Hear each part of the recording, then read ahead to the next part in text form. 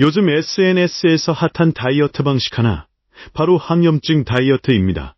유제품, 글루텐, 설탕까지 다 끊는 식단이 유행처럼 번지고 있어요.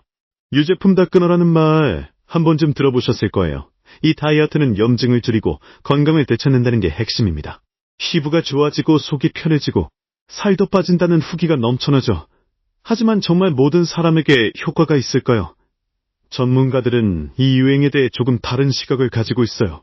먼저 항염증 다이어트가 뭔지 간단히 짚고 넘어갈게요. 염증은 우리 몸의 면역 반응 중 하나로 필요할 때는 꼭 있어야 해요. 문제는 만성 염증이 생기면 각종 질병으로 이어질 수 있다는 거죠. 그래서 염증을 줄이는 식단이 건강에 좋다는 주장이 나오는 겁니다.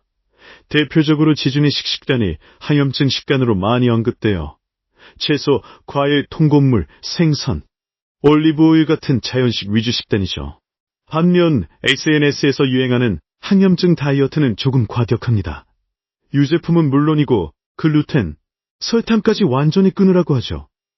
이런 식단에 따르는 사람들은 복부pik만이 사라졌다고 말해요. 피부 트러블이 없어졌다, 몸이 가벼워졌다는 후기도 많습니다. 하지만 이런 변화가 정말 식단 때문인지 확인하기는 어려워요. 전문가들은 이런 극단적인 제한이 오히려 해가 될 수 있다고 말합니다. 유제품을 끊는다고 해서 모든 사람에게 염증이 줄어드는 건 아니에요. 예를 들어 유당불내증이 있는 사람은 유제품을 피하는 게 맞습니다. 하지만 그렇지 않은 사람에게는 유제품이 좋은 단백질 공급원이죠. 칼슘과 비타민 D도 풍부해서 뼈 건강에 도움이 됩니다. 글루텐도 마찬가지예요. 셀리악병이 있는 사람은 반드시 피해야 해요. 하지만 일반인은 글루텐을 먹어도 아무 문제가 없습니다. 오히려 통곡물에 들어있는 글루텐은 건강에 이로운 성분도 많아요. 설탕 역시 과다 섭취는 문제지만 완전히 끊는 건 현실적으로 어렵죠. 적당한 양의 설탕은 에너지원으로도 쓰이고 삶의 즐거움이기도 해요. 전문가들은 균형 잡힌 식단이 가장 중요하다고 강조합니다.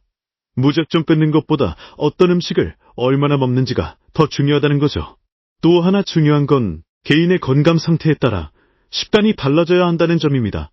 SNS에서 유행하는 식단을 그대로 따라하는 건 위험할 수 있어요. 예를 들어 철분이 부족한 사람은 육류를 적절히 섭취해야 해요.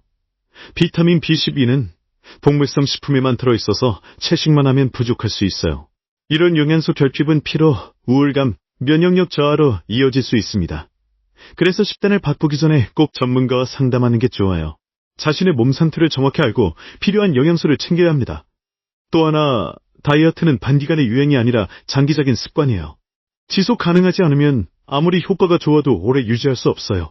유행하는 식단을 따라 하다가 오히려 건강을 해치는 경우도 많습니다. 그래서 전문가들은 지중해식 식단을 추천하는 경우가 많아요. 채소, 과일, 통곡물, 생선, 올리브오일 중심의 식단은 항염 효과도 있고 지속 가능하면서도 맛있고 만족감도 높습니다. 이런 식단은 심혈관 질환 예방에도 도움이 된다는 연구도 많아요. 또한 정신건강에도 긍정적인 영향을 준다는 결과도 있습니다. 결국 중요한 건 내 몸에 맞는 식단을 찾는 거예요. 누군가에게 효과가 있다고 해서 나에게도 좋다는 보장은 없어요. SNS에서 유행하는 식단은 참고만 하고 무작정 따라하지는 마세요. 특히 유제품, 글루텐, 설탕을 완전히 끊는 건 신중해야 합니다. 내 몸이 어떤 상태인지, 어떤 영양소가 필요한지 먼저 확인하세요. 그리고 전문가와 상담해서 나에게 맞는 식단을 구성하는 게 좋아요. 건강은 유행이 아니라 꾸준한 관리와 균형에서 나옵니다. 오늘 영상이 도움이 되셨다면 구독과 좋아요 부탁드릴게요.